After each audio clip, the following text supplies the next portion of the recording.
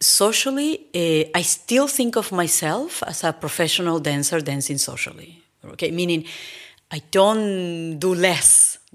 I'm still bringing all of my years of experience to the embrace, right? So that I want to say, number one. And comfort is crucial. Comfort is crucial.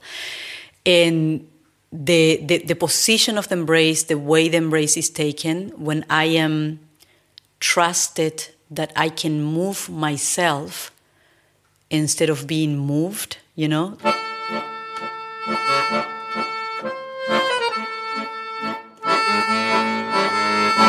Cabeceo.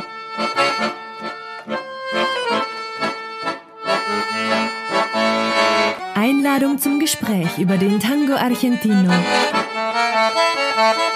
Ein Podcast von Heinz Duschanek. Dear Diana Cruz, I'm really happy that you are here, not only in Vienna, although you leave tomorrow, go back to Buenos Aires. You are a tango dancer, a teacher, you do so many things, it's overwhelming. Let's talk about this later, but first of all, thank you that you came here. Thank you for having me. Talk. The usual first question in this podcast is asking the guest, how did he or she met Tango Argentino and what was the reason to get into it really and to dive into it deeper? So what was the first encounter for you with Tango Argentino? My first encounter was, I used to be a ballet dancer, ballet and contemporary dance. And in Paraguay, I am originally from Paraguay, and if anyone wants to do something more or expand their dance career, usually is leaving the country in regards to Paraguay. So the first country I chose, it could be either Brazil or Buenos Aires, Argentina. So I chose Buenos Aires, Argentina. I wanted to see it, and I went to continue the career there. And I thought, okay, since I'm there, I have to have a contact with Tango Argentino. But it was brief. It was a nice experience, but my interest was somewhere else, right? So I know that I stayed in my body and my experience for some time, but I didn't follow it, and then continue my ballet contemporary dance career. Went to the United States, and I was dancing there for some time, maybe 2 years, and then I got injured badly. Usually, how every ballet dancer stops their career. I think I was 20 in my early 20s, and I thought this is the end of my life, because I started dancing since I was 7. So at that age, one thinks, oh my God, what do I do, right? Of course, there is more to life than that, but to me, it felt, what am I going to do now? And a friend told me, because my injury was knee and hip, so no impact, I couldn't do heavy impact dance. And my friend, who used to be a ballet dancer, who got into tango at the time in the US, told me to come to, there is a class, a tango class. Maybe this will make you happy. And I remember my first encounter with tango, and I thought, yes, it definitely will make me happy. I know, I had a very good feeling about it. From the very first lesson? And this is related to when I took, because I did take the classes in Buenos Aires, and it was brief. I remember having a beautiful experience about it. It's just I didn't feel like I needed to deepen my experience. But when this happened, when I was already in the United States and couldn't continue dancing ballet, and my friend invited me, the first, when I hear the invitation for a tango, I thought, this is going to be a good experience, because I had the experience before, but also, I don't know, some sort of fate, I think sometimes. I jumped in right away. I go to the class, and the class was Nick Jones, who later became my partner, and a friend, Amy Anderson. they were teaching the class, and I absolutely loved it, of course. And I'm changing partners, and I'm flying, right? I mean, it's in my element somehow. But you knew already the basic steps and elements? No. Or just you learned how to follow, essentially? I will say that. But I think that later, and of course looking back, and also something that my partner, Nick Jones, it was his class, remember, and said after that is that he says that, and I think I agree in a way that my body, in Spanish there is a word that we use that maybe in English it could be the walk, but it doesn't translate. In Spanish it's andar, el andar de alguien, the way of moving more than just walking, the way of carrying yourself around the world. So it's walking, but with a deeper meaning. With a deeper meaning, yeah. Absolutely. It's the way of carrying your being, your body, your energy in the space. Andar, A-N-D-A-R. I think that he at the time he said my andar had tango in it, and I didn't know what it meant. We said, sure, whatever, great. But it felt so great, the first class. And at the same class, after the class, there was a practica, and Nick asked me to dance, and we were flying. I didn't know much. That was probably I probably took 5 classes 3 years ago in Buenos Aires, and then now I was dancing with Nick, which at the time he was dancing for 15, 20 years already. And it felt so familiar, so comfortable. And I was like, wow. And he was also wow. And he told me then, you are the partner for my tango life. And I was like, what does that mean? What is that? Later, in looking back, I will say, sure, my background of ballet or meaning, I should say, my background in dance, in how I experienced the dance and how I explore the dance, could have influenced how I felt and how I experienced and how I followed the first dance that made Nick, someone who already have been dancing for a long time, decide that I had it already in my body. It could have been that. But then in my days when I want to get esoteric and think in something else, I go, yeah, sure, maybe there is something in my andar that is past my understanding or past what I can describe, that it is in my body, is that rhythm and that.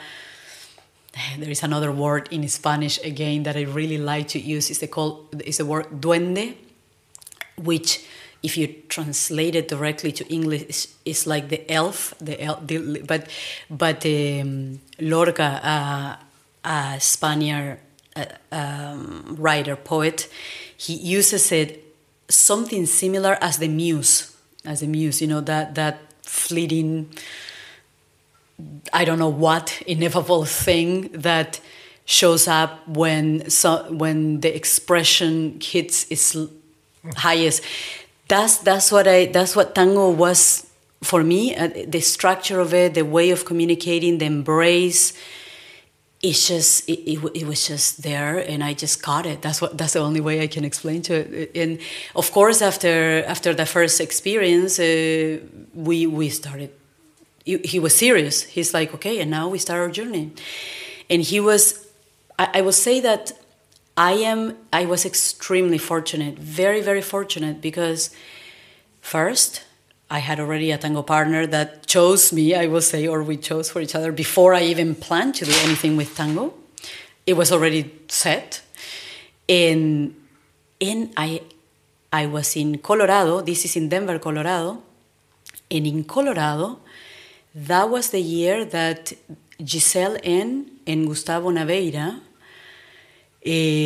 were maybe for the second time in the U.S. and then decided to move to that same city. So exactly there. And to me, they are my teachers. To me, they show me tango in a way that I could understand. I guess the way my mind work, and I can say that in what that means in a moment, because that's also what I use now. I use it until now, and that's also the way I think of. That's the way I teach. That's the way I think of the dance. That's the way I organize it, and that's the way I teach it. And so I say that I was very fortunate because Nick Jones was so sure that we had something to bring together as a dance partnership, that he decided to put aside everything that he knew until the moment and start with me as a beginner to study with Gustavo and Giselle. And he did it. It was amazing. On the other hand, he could form you according to his ideas, and you did not bring in your own ideas, so there was less conflict, I guess. Absolutely. No, I agree completely, because I will say this is a tango partnership, and any tango partnership will agree with that. Is challenging, right? It's challenging. Yes, he had a whole set of knowledge in his body already that he could have been my teacher, and I would have been honored to be the student. But he said that when we met to dance, he didn't think of me as a beginner, in the sense of like, I don't have anything to offer, right, as a dancer, because my many years of dance experience, just not necessarily in tango. So in his mind and in mine at the time, I mean, I look back and I go, yeah, that's right. None of us were a beginner, but we were a beginner in our dance together. Like, we were a beginner in working together, right? So we had to start as a beginner. Then he could, if we were going to dance together, he couldn't be the teacher and me the student. We had to start as beginner, both of us. And I thought that was ideal. So it was on the same level, working on the same level from the very beginning. Exactly right. Then you're lucky. It really accelerated our experience of building a dance partnership because of that, I think, very mature decision of understanding that because we are getting together right now, although every knowledge that we had before is valid and valuable, they need to not put aside, but just kind of like, in a way, is aside, but still inside of the project, right? But both with a mind of what is the way we can start, both of us as a beginner. And we thought choosing a teacher and learning everything we could from teachers, right? They are our teachers until the day today, although we work aside with them. And in fact, so you had private lessons with him? Mostly group lessons. They use group really? lessons. Okay. We are there mingling with everyone else and taking. Gustavo and Giselle teach a lot of seminars. They have these intensive seminars with specific topics, and I think it's like 12 hours each, and just delving into this and so we started doing those with everyone. And I have to say, this is that when I talk about what was from Gustavo and Giselle way of teaching that really resonated with me, was to look at the dance and decode it in a way, meaning to go deep into the structure of the dance, to find what is the underlying grammar that is there all the time, despite of the sequences that we usually learned when we first start tango. We usually learn this sequence and this other sequence and this other sequence, and then we try to put it all together, and maybe in different order, and that's what we call improvisation, which I think is one way of improvising something, meaning grabbing little pieces of choreographic sequences that we memorize and put it in different orders, and then it can work. But to me, I wanted to understand where it all came from. I wanted to be able to... Not the history of tango, but where does it come from? From the body, from the communication of two bodies. Do I understand that right? Yes. Okay. So maybe I can give an example through learning a language. English is now my first language, as you may have realized. Same here with me. It's true. You're right. But when I learned English, I had to learn the rules of constructing the sentences, which, in a way, it was some things are similar than Spanish, but a lot of things are not. Right. So, simple example, like putting the noun and the adjective. Right, so the order that you put the noun and the adjective, I don't know, full glass, right? Not glass we full. don't say glass full, right? So we say, in Spanish you can say the other way, both. You can say both, right?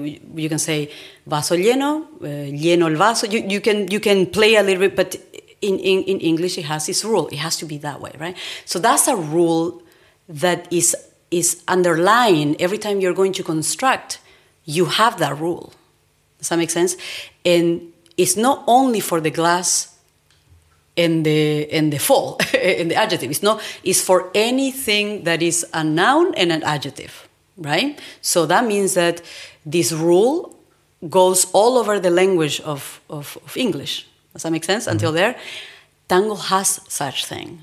Tango has this underlying structure, these specific rules that are underlying the dance the entire time. And just like when you first learn a language, you usually learn sentences like, I don't know. My name is... Exactly, my name is... Good morning. Exactly, good morning, your greetings. Phrases. Exactly, you learn phrases. But then eventually, when you understand the rules and the underlying grammar, you can say something like, Diana is my name. So you can start changing, rearrange it, exactly. Yeah. Or you can elaborate it a little bit more. As I was called Diana because my mother thought of it. So you can start being a little bit more deep into telling and your name. Exactly. I think tango, I think tango has the same. Tango has this underlying structure, and when we depending on the style of teaching, there are styles of teaching that always teach you phrases and phrases and phrases and phrases, an accumulation of phrases. But there is the style of teaching that goes deep into teaching you the underlying structure of the whole language so that you understand it well enough and you can make your own way of speaking it. I don't know if that's the best way I can put it. And Giselle and Gustavo did that for me and for Nick and I. They showed us and they took their long exploration of finding it, both evenly, by the way, and then they teach it, right? They teach it nowadays. Like if anyone wants to go in depth, please, my teachers, I offer my teachers to them. And for me, the experience was, I didn't know better. I knew this after. I didn't know that usually the leader, the male dancer, no, I should say the leader, because there is also female dancers, right? Female leaders. The role of I would call it the role of the men in the couple, in the tango couple. The role of the men can be done by the woman as well, right? So it's like I say this because the word leader, we don't necessarily use it so much in Spanish, right? No, How would you say in Spanish? we say either el rol del hombre o la marca, o el que lleva, which is the one who carries. The one who carries. I don't know if that's a good translation. I apologize if Yeah, no problem. But here, I think it turns also a little bit from leader-follower to proposer and interpreter. Something, yeah, it could be, but it could be definitely. It could be something like that. But in Spanish, I never heard. I didn't grow up with this idea, right? So because, like el guía. I'm trying to think like. El guía and the follower. I don't know. We just don't use la marca o el que lleva. This is usually what we say, right? But anyways, my point, what I wanted to mention is that with Gustavo and Giselle, to me, I was always, of course, looking when I was first learning. I was looking to Giselle, the follower, because I was learning the following part. But I wasn't just learning the technicality of things, meaning how do I perform what is in the mind of the leader. I wanted to know what is in the mind of the leader, right? So as a follower, I wanted to know the role of the men evenly as the role of the follower. But because I have Giselle as my teacher and as my role figure, I will ask her, right? So I will approach. Sometimes I will approach Gustavo as well, but I will approach her, and she will know perfectly well what exactly was happening in the role of the men, in the role of the leader, to create what is happening in the role of the follower. So she was speaking to me evenly as everything that I needed to know from the leader. She was able to of course, I will also ask Gustavo, and he will tell me maybe from a different perspective, right? But the perspective of the follower, understanding the lead and the structure of the dance, the fact that she knew the structure of the dance as much, even if she's not leading it, she knew it maybe even better. I will say, Gustavo may be upset about this if I say it, but to me, I will ask questions. Sorry, Gustavo. I will ask questions that Giselle will know so well, and Gustavo will go, "Oh yeah, that's right. That's what I do, right?" So this is how I started my dance career. Of course, this is what I want to. Start teaching meaning this is what I teach, right? That the follower or the one that does the role of the woman knows exactly every possibility of the dance because knows the underlying structure as much as the leader does. I didn't know that this is not what was happening out there, so I go around life and teaching, because I didn't take so many classes with other people. I didn't, just because of the experience that I had, meaning in Denver when I was learning, they were the main teachers, and of course all the teachers go to study with them, so I don't have another teacher for a long time. And then I already start teaching because I'm so fascinated by this and I want to share this experience. Nick already had a name to go, so I'm going and teaching. So I present the dance like this. The follower knows exactly everything that the leader knows. And this was a shock because a lot of followers will ask me, why do I need to know if I am being led? So why he can just, if he's a good leader, he will just make me dance, right? To me, this was like, no. And why not? Maybe, I had to answer the question, why should I know this? a lot of followers will ask me, why do I need to know this? Because the danger arrives that or comes up that you try to co-lead or to have another idea. Isn't it true? Completely. I agree with that fully, because I think I also didn't know that this was a problem. Like, I started learning the difficulties of the communication, because I think this is a problem of communication. I started looking at it while going around the world, right? So simple, if you ask me a question, I don't expect you to put the answer in my mouth and in my mind to begin with, and after in my mouth, right? You ask me the question, therefore I am the one who answers, right? So I will think about it. And I also don't expect that you interrupt me all the time. And I also think that if you start asking a question, I will just talk over you, and then you can, you know what I mean? It's like I think that there is this way of communicating where I'm not going ahead of you with my answer, right? So I'm trying to listen to you. Maybe you have a pause, and then you tell me something, and I let you finish your. You know what I mean? Like, so there is some sort of rule of conversation like this. So, and I should give you the room for the answer, and not already ask the next question and the next question and the next question, and you just exactly right.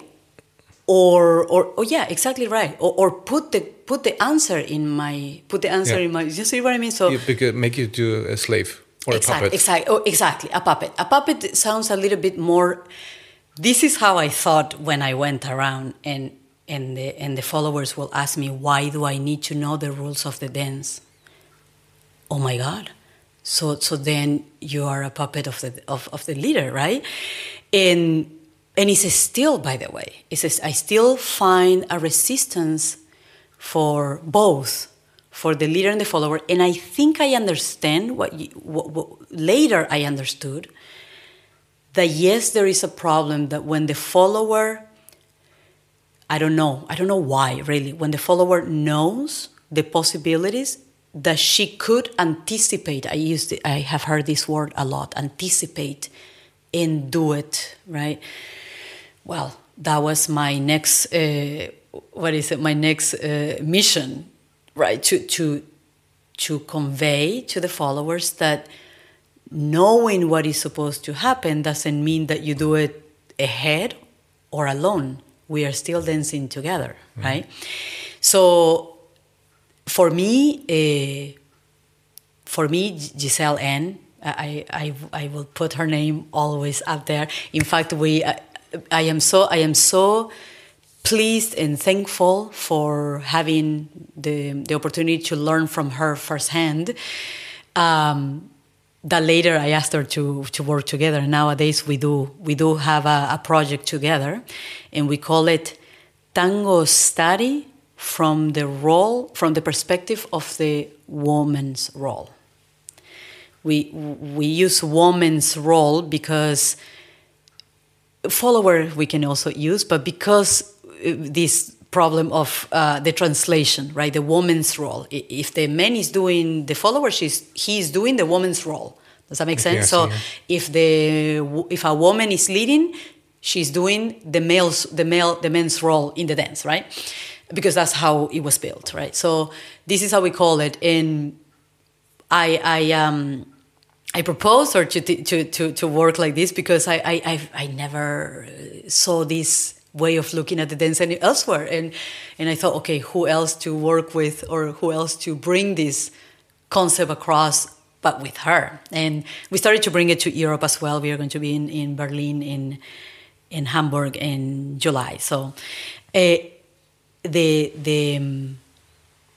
idea, or the what we offer, the offer is for both. It's not just for followers. It's not followers technique only. Of course, there is always going to be technique, but it's not just followers technique. It's not also to teach for women that want to lead. It's not specifically for that, meaning, yes, sure, they can come, but we are offering to regular tango couples or men and women that always take the classes like that, always, but to look the entire dance from the role of the woman. What is it that the woman needs to perform the structure of the dance? What is extra? What is not necessary is what I mean, right? And what is it that every single follower, the one who does the role of the woman, needs to know to come and speak this dance? Like as a default, okay, you want to speak tango? Okay, this is what you need to know. And we bring it from there. Of course, that also means technique. This also means technique. But when I say structure of the dance, I'm not referring to the technique. I'm referring to how the dance is constructed. So I can say something as simple. I can give a simple example. The basic structure of the dance, what makes tango is what Gustavo and Giselle name in Spanish el código de marcha.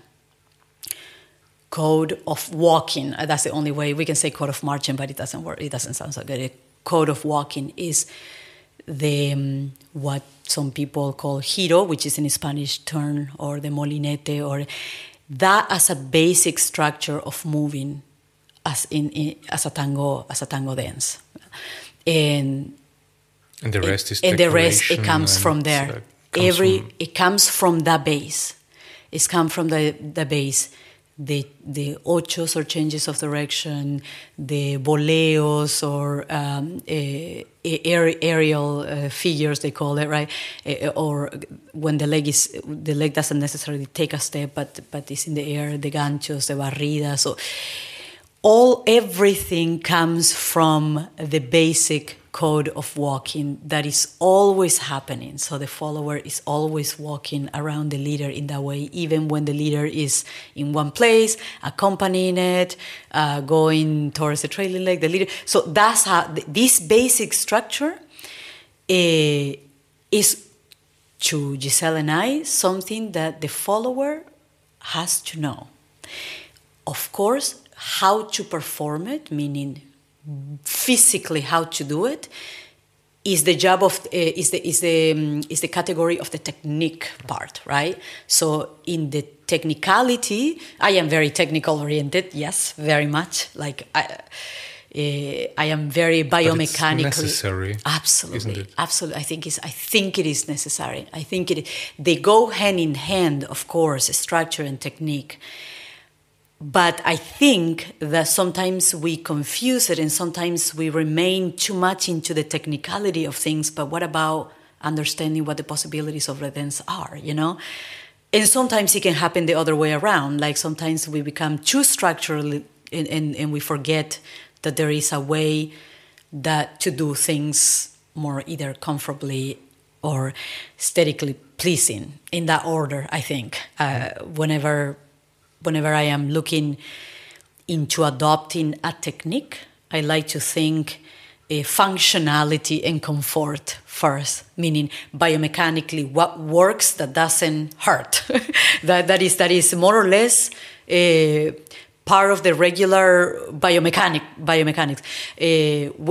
With other dances, like with ballet, we go a little past that, right? So with ballet, we try to accomplish things that are a little far for the body. But I think that tango can remain, we can keep more or less maybe the flexibility of the shoulder that we don't usually use so much as if you're not dancer, usually we forget there is such thing as a flexibility of the shoulder. So whenever my students come to me for working on technique, they run, they do some things that, physically oriented, but the shoulders is a big problem. And the embrace happens up here in the top of the body, and that's where we need the space. So for me, it's like, oh, we gotta open the shoulder. So, but functionality first for me, and then the aesthetic, right? So there are certain things that I think that technically are not necessary, but they are pretty. So if it passes the comfort part, meaning if it is biomechanically possible, I like to go a little bit further into make it aesthetically pleasing, if that makes sense. So, if that makes sense. Dancing another style of dance, would this help to make you or me better in Tango Argentino? Meaning like to be able to leave these sequences and sequence-oriented thinking. Like, for instance, I had the feeling that I also dance. I think Nick Jones also dances Lindy Hop and blues. Yes. Does it help, or is it just a private another hobby to get free of this? Yeah, of this to be bound to sequences and elements, and to bring in something which is really surprising, and not only bring in a step which I rarely do, but now I do it. It is also nice, but to bring in a new word, speaking that tango language, an entirely new word, a surprise. Yeah, I think so. Does it help? I want to say yes. I want to say that it does help to have another dance in your, in bajo la manga experience. Yeah, another one. I don't want to say that it is necessary, meaning that the only way to break your tango phrases patterns that you're in Spanish there is a word for it, muletillas we call it, when you're talking and you always, whenever you don't know what to say, you say this word or or I mean, I'm sure I said many of those already. Me too. It's inevitable. I mean, muletillas are inevitable, but it's a good practice to get out of them, right? In order to compose better, right? I am not a good example of it in English, definitely, because it's probably not in Spanish either, so I'm just bragging about language right now. I want to say that it's not necessary. What it is necessary, I think, another thing that you could do instead of going and learning another dance is coming to learn fully the structure of the dance, tango dance. And this is my favorite thing to do. It makes my students suffer a lot. it makes them suffer a lot. I usually tell them, like, okay, this class is going to be structure. You're going to think a lot. I'm going to give you rules of the language.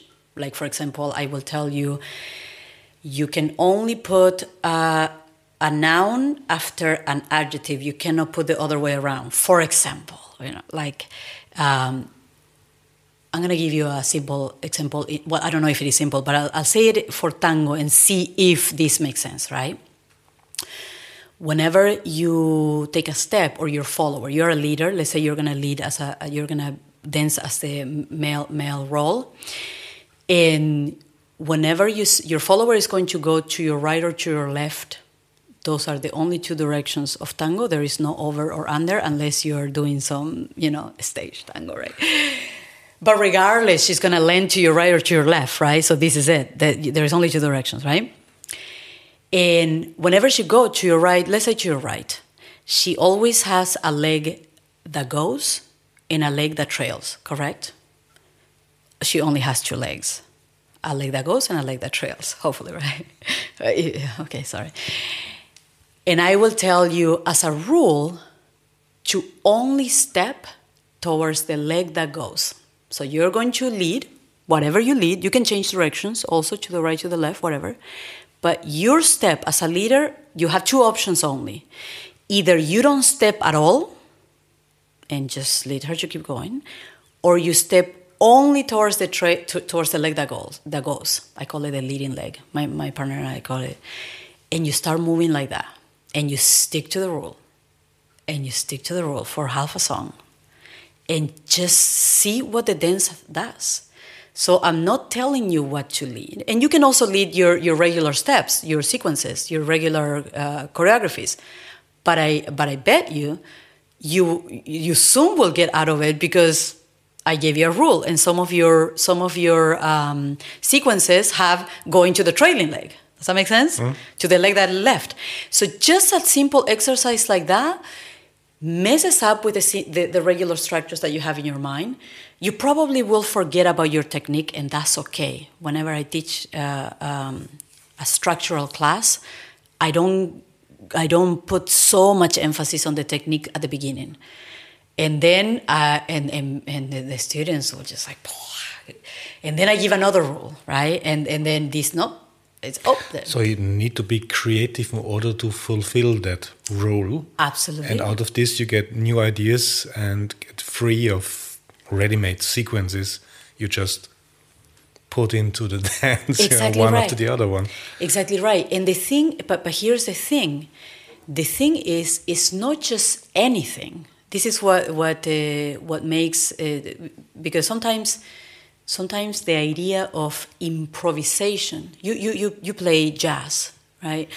Or you Blues, play with, you improvising with someone doesn't mean you just do whatever you want. No. You know, there is a rule there. Mm. There is, I don't know, at least the beat, right? Or at the least. cadence. And the cadence or the chord that you're. Chords, yeah. Okay, so you have some sort of set of rules, and if you get out of it, it will be dissonant, right? So it maybe which is also very exciting for a while. For a while. If it's always dissonant, okay. I agree completely. I was just going to say it can be interesting, but at least you found what doesn't work, and in that way you are exploring, right? You are exploring. I think the tango has this possibility also, because there is such thing as that rule that I'm talking about. There is such thing as something constant underlying the whole dance. That's the code of walking. After a forward comes a side. After a side comes a back. After a back comes a side. It has a specific rhythm when it is a circle. It has a different rhythm when it is a line. Changes of direction, 5 of them. You know, like you just have all these things that if the leader can, if the follower, imagine if both of us know this, but I'm still as a woman, doing the role of the woman, I am following, and you doing the role of the man, you're leading, but we both know it, and we both know these possibilities. The conversation and the level of composition gets to a different level.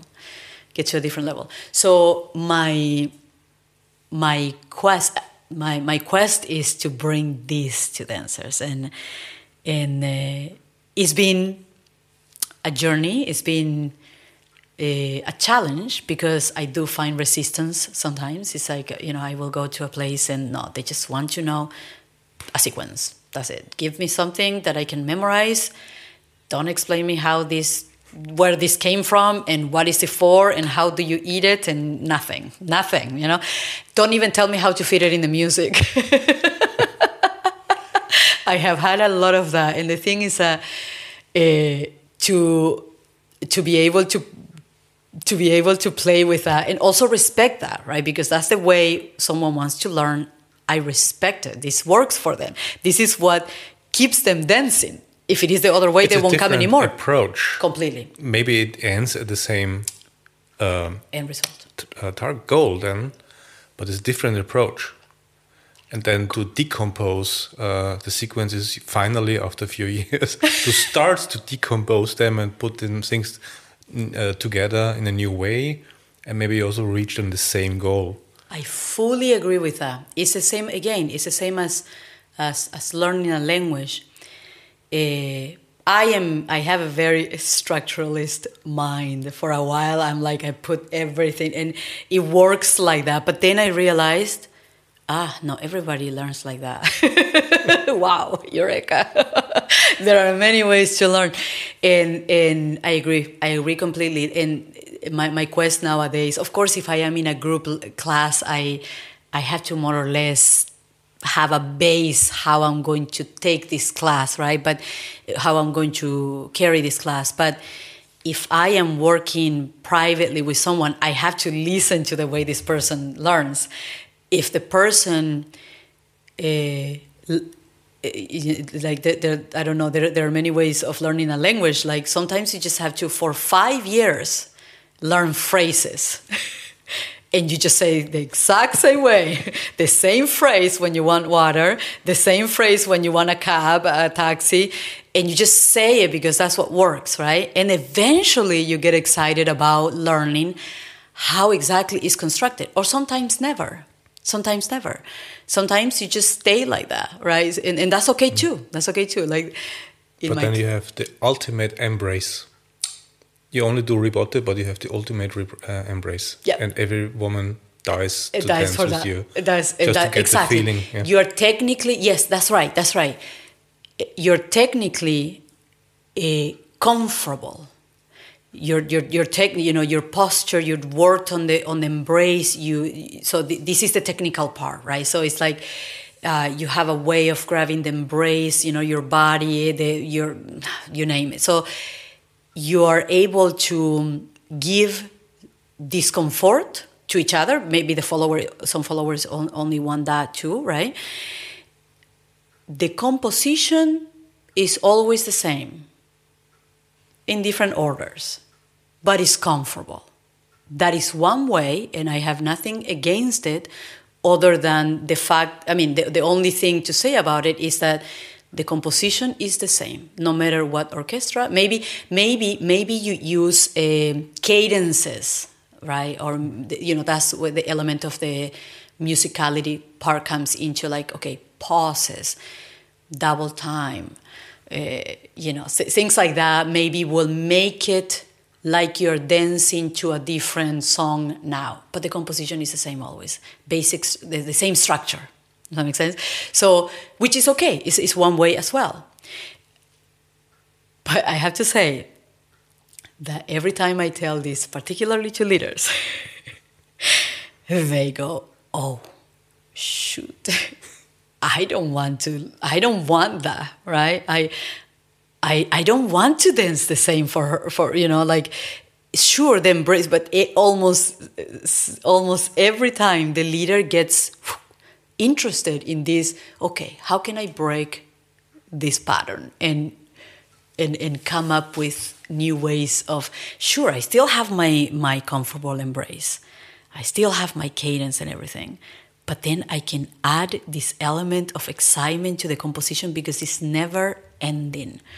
The possibilities of it is, I don't know, like imagine you never read all the poems in any language, because there is always a new way of saying something poetically. So that's composition and expression, right? So it doesn't get boring, right? You're not reading the same poem or writing it the same way every time, because the composition is endless. There are many ways to say something beautifully, right? So I think like that about the dance. I think that sure, it's okay to say the same things every time with different sounds, maybe, right? Different cadence. But it is so exciting to come up with a new phrase because you understood how to use it. This is what I strive for. I detect really similarities to playing blues on the guitar. That is it. Because when you play blues, usually you use the pentatonic scale, which is a nice scale. It fits together all the time, always. And as a beginner, you really dig into that because it's so easy. It always sounds well. But then you end up in your own same phrases all the time. And finally you reach a point where you can play your own phrases very well, but you don't know how to get rid of them again. Because why does Eric Clapton sound so fantastic when he plays? This sounds like making music, while when I play blues with the pentatonic scales, it sounds like someone who plays the pentatonic scale. And it's the same notes. Absolutely. So I see that in tango, same. I also need to break out of this pattern. Although I have my own 2 feet and no more of them, and 2 hands and arms and my body, and still to make it very interesting for the follower. Yeah. Although we use the same steps, the same body parts.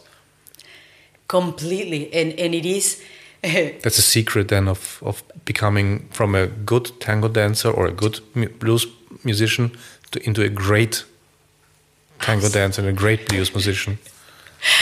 You know, I have this thing. Oh my God, I think I'm gonna say something that it probably will either. I don't know. I hopefully not upset, but maybe wary to the leaders. I am so much into this. That's the dancer I am as a follower. That's the dancer I am. I am. When I dance with someone, I am decoding their dance, like by the end of one song, I can sense or I can decode. Oh, sorry, guys. The personality. The structure that this dancer uses. And it does. So this is the structure of his dance. No, his personality. Okay. No, nothing esoteric. Sorry. It's just decoding the dance that they use, right? So how do they open? Do they close sequences? Do they turn more to the right? When do they change directions? Usually, which side do they do? Do they do alteration? You know, like you find patterns. Exactly. As a matter of fact. Absolutely. In my favorite dances, because this is the way I dance, right? Of course, I am very excited about a comfortable embrace, absolutely.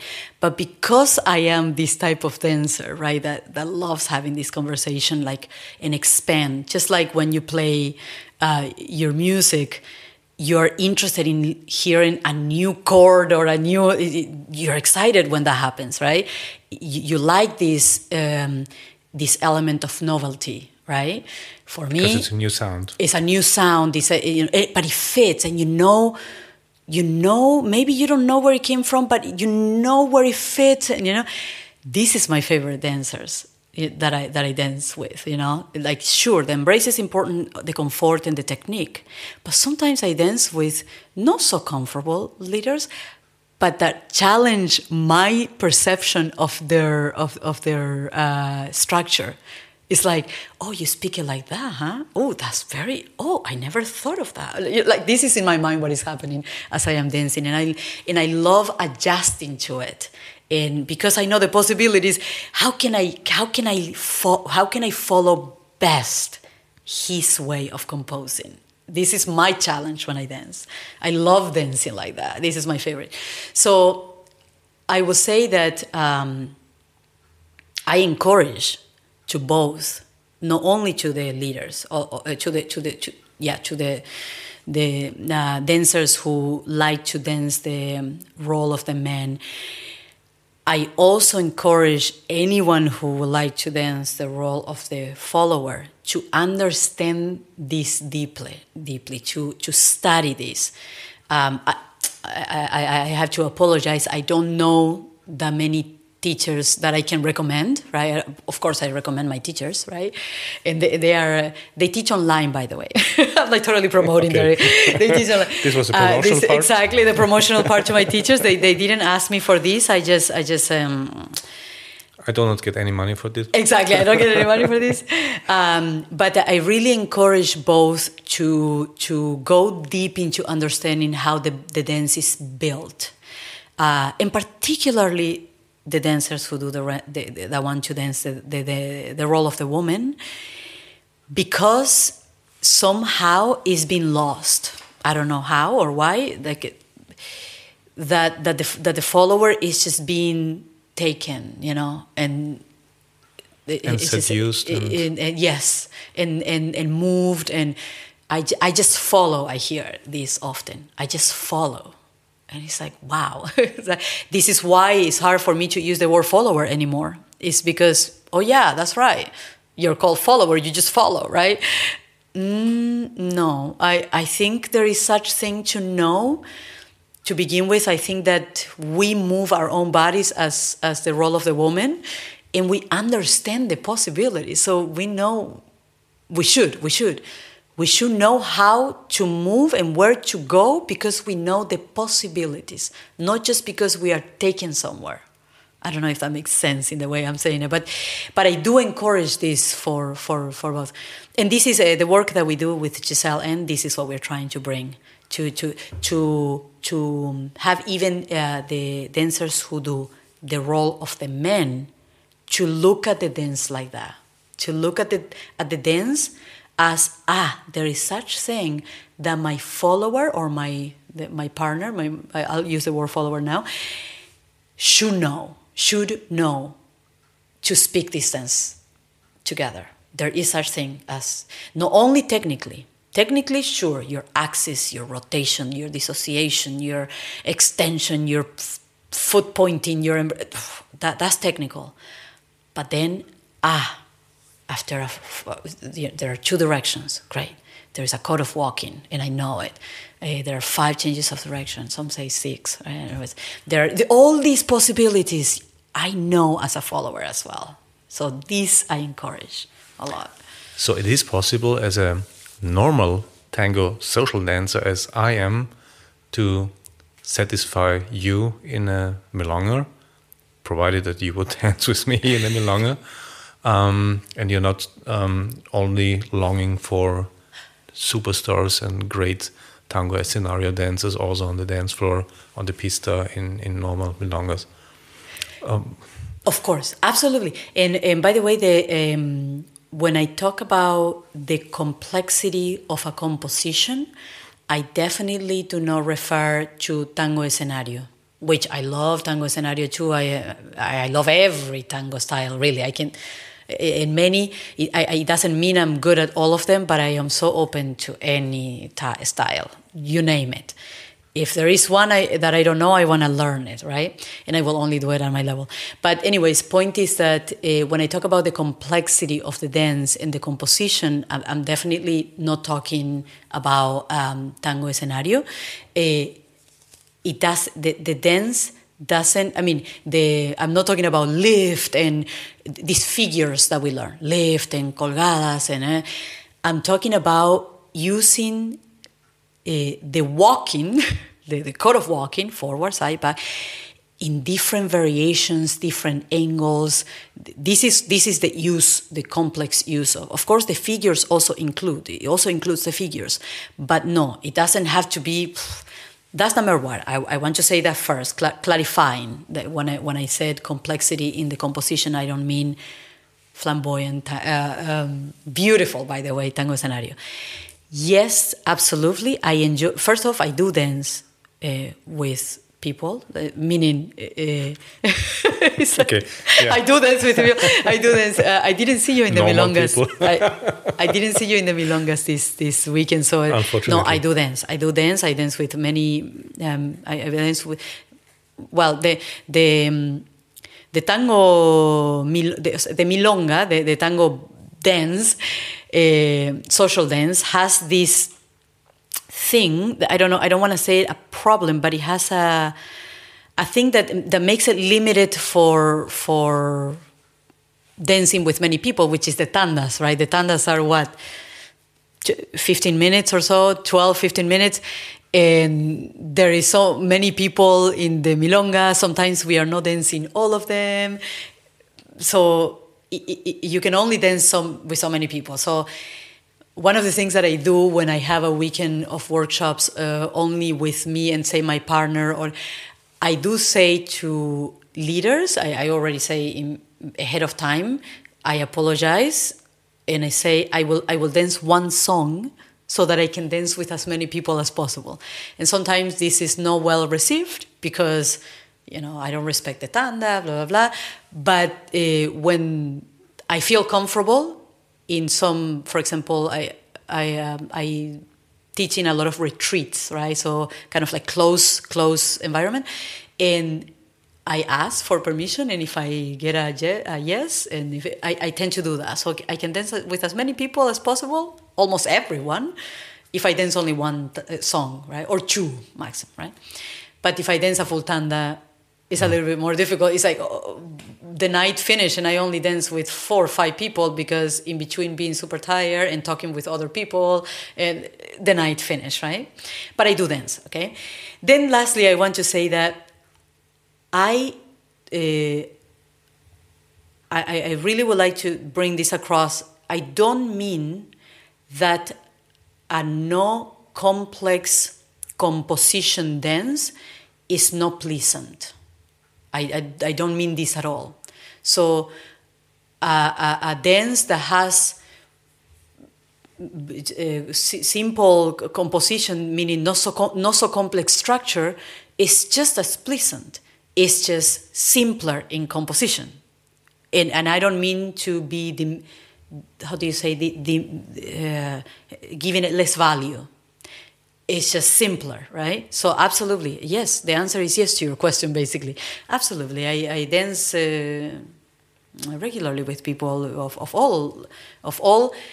all types of composition, simpler to more complex. Can be very exciting to play simple things. Again, compared with the blues guitar, absolutely, you play just 2 tones and absolutely. Not a chain of tones, and these 2 tones are really giving you the world absolutely, of the music. Yes. Yeah, and I experienced it some while ago where I danced with a woman. We understood each other very, very well during the tanda. I could feel it immediately, and I think the second tanda I almost only walked with her.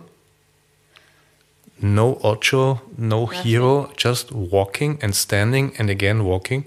And I must say this was, I think, more exciting than anything else. Totally. It was great. I agree with you. It gives me the goose bumps. I agree with you. And that's the duende that I talked about earlier, that sometimes this fleeting, I don't know what, thing that just the moment, which I strive to find it myself, right? I just think. What are you looking for when you dance socially with some guy who can more or less dance? What are you expecting most out of this if you don't know this guy and is entirely new? I mean, he looks good, so that's the prerequisite, of course. But what are you looking for in a real normal social dance when you're not a teacher but you're just an attendee of the whole milonga? I mean, thinking of I would say there are 3 pillars in tango, in dancing tango. The technique, of course, should be there. The connection, and not to dance with anyone else but with you as a partner. Yeah. And the third one is the musicality. Completely. We did not talk about musicality so far, but if you enter after cabecilla, mirada, and so on, and first embrace, what is it that you expect mainly when you dance tango socially? Socially and not socially. This is even when I am practicing with someone, with my partner or so. I don't know. For me, somehow, okay, maybe I can put it aside with the performance, right? So a performance when I am showing something that I can put, okay, maybe this is different, right? But socially, I still think of myself as a professional dancer dancing socially, okay? Meaning I don't do less. I'm still bringing all of my years of experience to the embrace, right? So that I want to say, number one. And comfort is crucial. Comfort is crucial. And the position of the embrace, the way the embrace is taken, when I am trusted that I can move myself instead of being moved, you know, like that so you decide about the distance in the embrace. I usually and not your right press and to the exactly yeah. And more than anything, I wish is something understood, right? But of course we cannot assume everyone understand this, right? But I do like to think that the leader understands that I can hold myself and I can hug at the same time, right? So there is such way of connecting and hugging, but not being grabbed and pulled and pushed, right? So for me, it's comfort. I do look for that a lot, definitely. Of course, I also do look. In order of priorities. I think I will put the comfort first. Definitely, the musicality. As if it is as simple as stepping on the beat, and but definitely the musicality. And of course, if we can go past just listening to the beat, even better, right? Because every tango has a beat. If you take the melody and the phrases off of it, you can just play a metronome. Okay, I don't know. Like it's okay. Okay, I need that. I need to step on the metronome, right? Meaning that would be nice, but I would love it if we can go past that to listen to that specific tango. Okay, here comes the melody, the phrases, the way. Okay, so the singer just started. Can we express like follow that? different instruments during the same song? Switch from one to the other one. That's fabulous. That's fabulous. Yeah. Or also keep to one instrument only the whole time. It's also very exciting. They're all valid. Yeah. They're all valid. Absolutely. Yeah. And as you said, the composition, the structure that the dancer uses doesn't have to be complex. Of course, it adds. It does add. I won't lie to you. I won't lie to you that it doesn't like just bring this like excitement to me when there is comfort, and then there is this like, oh wow, this dancer listens to the music, to this specific tango, not just to the beat in every tango, and wow, he also takes his time to compose it, like to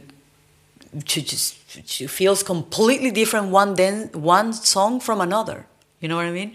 Like in this one song, we never did a full turn to the right because the music didn't tell him that's what we should do. I don't know. Like, so I'm interested in this. So I don't know if it is the order, but I want to say, you just asked me this question. I never had to answer this question, but it may be the order that I will choose: comfort in embrace and trusting that I can I can move my body, right? Musicality, whatever level.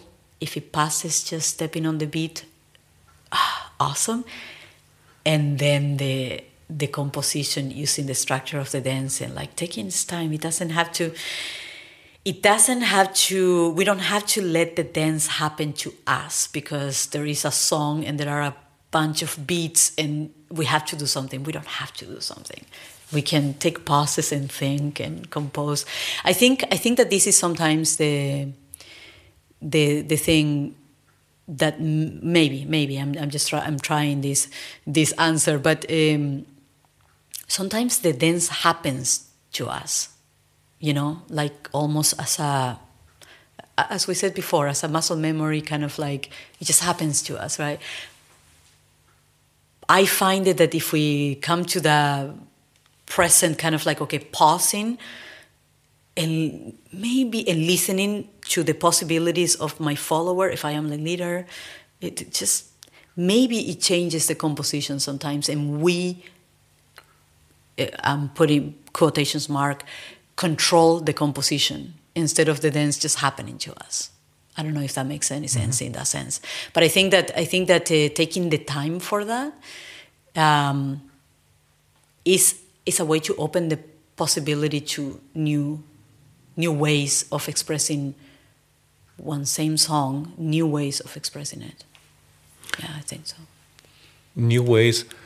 I don't know how long do you dance now, Tango Argentino, but do you see that the social dance now, of course, is there any progress? Did Tango Argentino already change from when you started with it to now? And do you think I have the idea, or a rough idea, of what will Tango Argentino look like in 20 years? I think that... there was a progress from 100 years ago. The movements have been, I think, different from now. Yeah. No colgadas, no volcadas, and so on, so on. But could you experience some or feel there is a trend to which Tango Argentino turns at the moment? That's a great question, because there is such thing as waves of trend in Tango Argentino since I started, definitely. 2008, I think I started. Yes, there is. I'm not so sure where it is at the moment. And the reason why I think that is like there was a period where it was more exploratory. Like I remember, even I can say that when I started, like 2008 I started, but until like 2012, a little bit more even, I sensed there was it was exploratory. Like it's also it could be, and I think I do appreciate. I don't know if this is the right word, but I'm gonna use it and see what happens. Right, the evolution of a dance. Right. I don't know if it needs to be revolution, right? I don't know. Like if it, and what do I mean by revolution, right? But let's use evolution and see what happens, right? Because I think that with that exploratory episode, it was a period of time. Maybe we lost other things, which is very normal, I think. When you're so into something, exploring, and maybe you go too far and you lost where we were coming from. And the new dancers, the dancers that were just starting at the time, thought, okay, this is Tango Argentino, and it was this like, and then eventually we needed to come back to this, like, okay, let's come to the embrace, let's come a little bit closer again and see if we can like make it a little bit smaller, everything, and find the comfort there. So I don't know where we are now. Maybe by saying this, I am going to answer it. I am not excited as I was for a long time at that time to look for couples that are, like, to me, I haven't found like something new, right? And that really, there is this one couple that I really, really like. This is Clarissa and Jonathan. I really like the mix that they are finding. They are finding this closeness, but also this, exploratory elements of it. I think they're relatively often in Europe. Yes, they are often, and I think that says something, right? So, but I haven't seen anything, like I haven't gotten inspired. I'm sorry to say this. I hope this doesn't sound so bad to, and it's almost like we got stuck somewhere, I think. And I don't know where. Like, I don't have the answer for that. I am always looking for exploratory without losing the essence, or the let's call it the tradition, the traditional element, right? I think that is our challenge as teachers, and as I say, our challenge to everyone, right? But the teachers are the ones that are bringing this around, and in a way, the performers also in a way, I don't know, but I think that is our challenge. And I don't know, I include myself, I don't know if we are doing a good job. I don't know if we are doing. I cannot say it's a yes, because it should how do you say, we should see the results in the level of dancing, for example, and are the dancers evolving? That's basically your question. But again, it's such a hard thing to know what direction is evolution. No, it's just a stomach feeling. Right. I can't say we are for a couple of years now, and I don't know what we need really, right? Open mind always helps. Always helps. Even open mind, or even to just find out what you don't like, to try different things, to study from different way of dancing and see. I don't know. I also don't know how much social dancers are studying. I do know. I mean, there not to speak badly in regards to marathons, right? But people are dancing a lot. Right, that doesn't mean what type. Well, bad, better. It doesn't mean it's dancing more, right? So dancing a lot. I don't know if there is studying a lot, like going back to study with someone, And to me, I'm trying to think if there is anything else that will help. But to me, that helps. It's the main thing. To study at any level you are, to try a new way. That's the great thing with tango. It's a lifelong learning. Absolutely. It never stops. There's no light in the end. Not even for people like Chicho Frimboli and whatever. There's no end. Yeah. There is no end. But there is an end. So some people, out of any, I don't know why, but today in the morning, I read a study about a survey done in the USA. About 600 participants. Why I quit tango? Okay. And main reasons.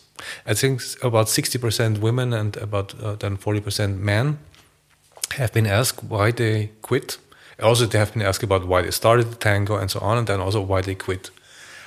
And as you might guess, the reason was not tango music is boring, or I don't like this way of communication with another person, or people are stinking, or whatever.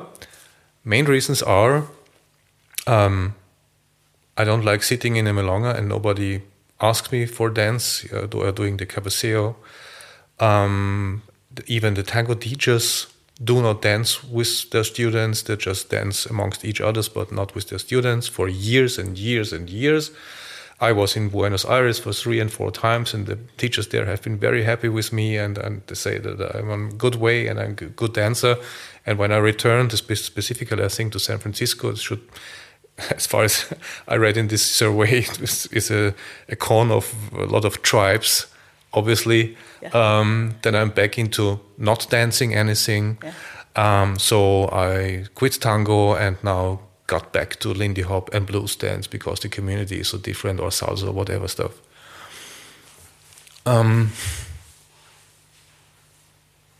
How do you see this phenomenon of learn something which is really tough to learn and then not being able to do it because you need a second person for this? And if there's no second person for you, then you're really sitting in a milonga, looking into the air, having a drink or two, and going home, and you're angry. Is this a phenomenon which is really worldwide visible, also in Buenos Aires? Or is it Buenos Aires different? What can be done against it? Because in the end, it's a individual decision of a leader to look at a woman, and not only for greeting her, but also for asking to dance. And if leaders only want to dance with young, beautiful women, disregarding about their technique and ability of dancing tango, and skipping all the other women, then is tango an elite dance? Is tango something just for a clique, for VIPs only, and that's it? That's a great question. I know that it is a problem. I see it all over. It is true, and it does not surprise me that that's the reason why there is a quitting in tango. I want to mention an experience. My partner and I work quite a bit in the UK, but not in London, but outside of London, like all these Reading and like Wales, North Wales, you know? And one phenomenon that and I want to say already, they dance with each other. They are dancing all night long, right? So they dance everyone dance with everyone is what I mean, right? And I was like, wow, I love working. The environment is so beautiful, and I love. This is my favorite part to work, and only happens once a year, and I look forward to this. And it's like, why? And then I realized they come from a different dance. These are communities where they did another dance already, right? And it's usually either jive, or Balboa, or these other dances, where and then I go, okay, yes, these dances are simpler in structure. The structure of these dances is not as complex as in tango. Technically, well, we can debate. Some can can be really complicated. Right. And it can also be. It could also be technically complicated. You know what I mean? So I wanted to say that it was that. So this is addressing the part that you're saying. Is it tango an elite dance, right? So I don't want to say, like many tango dancers say, that this is the most complex, and it's complex. Yes, it is difficult as well. Yes, but I don't know. I don't know if this is a reason. But then just looking a little bit deeper, the rules, the social rules of these other dances is that you dance one song. It's not tanda built, right? You dance one song. And the other rule is that women can also ask, and there is such thing as a verbal ask and so on, right? I'm not saying that we should change the ways tango works. I'm not suggesting that. But if we look at what makes these other dances a little bit more accessible and more, they quit less, they quit less. What is it that makes them quit less? And we can name all these other reasons. We can say, okay, technically less, I don't know, maybe less complex, I don't know, structurally less complex, it could be that.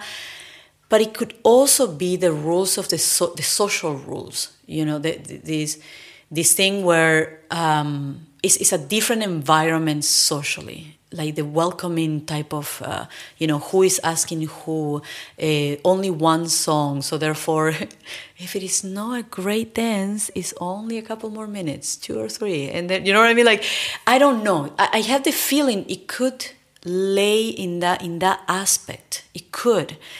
Now, how to solve it with tango? How to make this better with tango? I don't have the answer. I don't. But like, for example, there is one thing. I am part of the community in Denver, Colorado, right? And in Colorado there is an association. It's called Tango Colorado, and there is a president, and every teacher of the community is part of this association if they want, right? And they are invited to teach every month.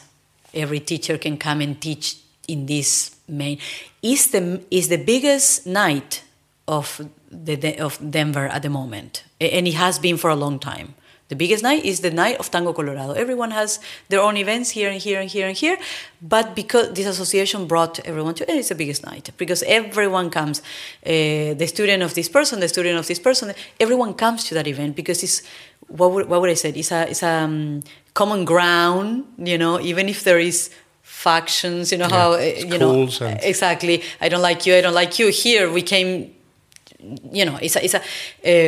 ¿cómo se dice? No es un campo de batalla. It's just not a battlefield, okay? There is this understanding that is not a battlefield, right? And I don't know if that phenomenon makes no factions, like no, my friends and I dance with my friends, and now these, your friends, and you dance with your friends. You know what I mean? This is very common. I find this everywhere in tango, in the tango communities, where you go with your friends and you dance with your friends, like, and that's it, right? And in Denver seems to be not like that. And I think maybe this is one way. And there is something that they do since ages now. The community dance, they call it, right?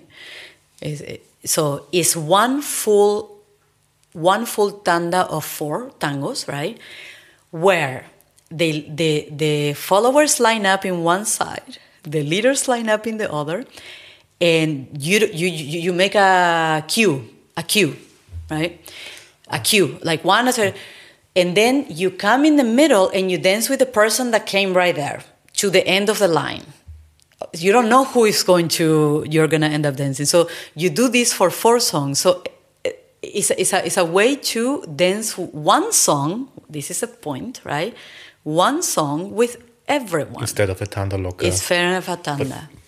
But you get to meet, maybe you dance with someone you thought looked horrible, but all of a sudden felt so good. Yeah. Or maybe you dance with someone who, I don't know, like, that mingles a little, and then so I don't know if things like that could be an answer to like breaking these patterns. But I want to say that in Argentina it's no different. I mean, I hope someone has a different experience and can refute this, but I think it's even worse. I think it's even worse over there. It's like you have to go with your group if you want to have a good time there. And you know what I mean? Like, so it's just the nature of the dance. And I hope it's not because it's an elite dance. I don't want to say it is an elite dance. Yes, it has, yes, it's difficult. It takes some, it takes commitment. But I wish it's not an elite dance. And I wish we didn't do that. But I don't know what the answer is. I'm just giving you these examples because I know that it works for these different communities, and it does make a difference. It does make a difference. There is women dancing more, right? And we keep they keep the cabeceo. I say they because I'm in and out of that community. It's still my community. We keep the cabeceo, but we also are, we also do say save me a dance. We use verbal. We do, and we try to do. Just basically, it's like whatever makes the experience of a social dance better. Yeah, I don't know. Other than this, in this thing of, I do want to say something about the teachers, right? Because I can only speak, of course, of my experience, right? It does not mean that we don't want to dance. I mean, sometimes the teachers don't always just go to the milonga and that's the first time they put their shoes on and take the embrace. This is not the first time in the days, for sure. I guarantee you, maybe one of them, right? So especially the ones who take for their living, and if it is a woman with heels, that's not the first time she put the heels. I tell you, and sometimes, and also. Usually it's not the first city if we are visiting instructors, right? It's not the first city we just arrive. And, I think that sometimes the community or the people forget this fact. It takes a lot of physical effort. Sometimes we are super tired. Sometimes we are injured, a lot of us, right?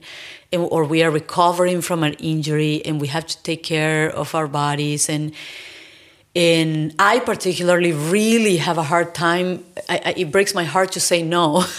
So sometimes I have to not look around just so that I reject the because I'm tired, you know. So I do want to also. I agree with it. I agree that there are teachers that I know that just simply don't dance so much around, and it will be nicer. But sometimes I understand them because it's like we've been already moving all day long. This is not the first milonga we came to, and tomorrow we have to continue, and we can only do maybe 3 tandas. But again, the problem of the tanda, that's only 3 people, and then this is 3 people out of 50 that were there looking and expecting to dance with the teacher. What do we do? You know, so I don't know. Like I don't know. That's a hard one. I could listen to you endlessly, but it's not possible, and you need to leave now in a few minutes. We did not talk about you and your life in writing choreography, singing. You're a singer also. You did photos, and I really wait for a calendar with these images I've seen on the website, because it's a loss if these pictures are only on the website. I would like to have it in my office, maybe on the wall. We did not talk about your concept of bio-tensegrity and tango-tensegrity and so on. So this is maybe hopefully up for another episode here. But my final question is the most difficult one. If you think of Tango Argentino, what does come into your mind is in way of a sound, of a figure, of something materialized, soft or hard or edgy or round or golden shimmering or whatever? What if you just think, or is it a feeling? If you think of Tango Argentino, what comes into your mind from the very beginning? I have to say the word beauty. The concept of beauty. I think that it could be because this is my quest, right? So if it wasn't tango, probably would have been something else, because I'm striving for I feel I want to be a worker of beauty, right? And tango does it for me, definitely. Like, not only visually, but the sensation of beauty. Like, the embrace is... It contains the beauty of communication without words, right? But with all the elements of communication that we found with words. To me, it has all that beauty. And I'm going to sound cliche, but the poetry, right? It's like, you know, poetry is words, right? So this is how we know poetry, words, because that's how we can best describe, again, scribe. We are so word oriented that everything had to, all our description has to has to fit the world of the word. But to find that physically, that beauty physically, yeah, that's what tango does for me. Beauty, really, beauty. That's great final words of that episode. Thank you very much for Diana for having you here. And I really hope that we can experience you and your emanating way of spreading love to tango and to everybody else again soon.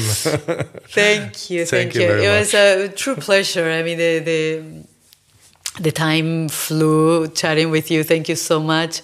Thank you for the great conversation, truly.